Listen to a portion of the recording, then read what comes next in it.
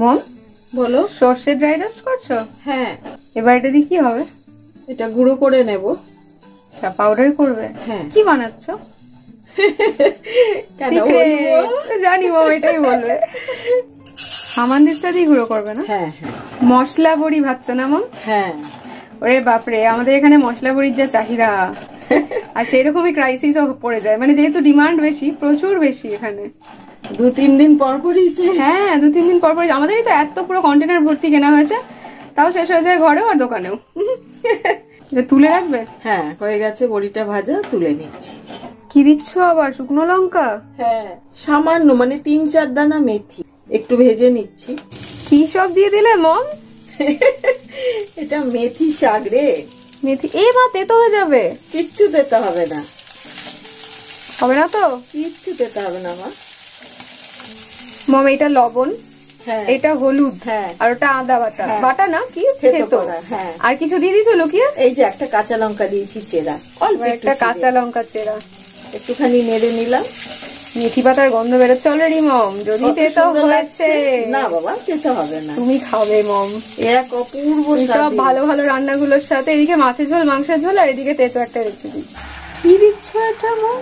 এটা না, আমি একটু অল্প করে লবণ দিয়ে চাল কুমড়ো ভাপিয়ে নিয়েছি, জল সমেতই দিয়ে দিলাম। আচ্ছা, মেথি পাতা ভাজার মধ্যে চাল কুমড়ো জল সমেত সেদ্ধ। মম, এটা কি হচ্ছে মম? খেয়ে দেখিস। কি রেসিপি বানাচ্ছ? এ আর মুখে বললে লাভ নেই।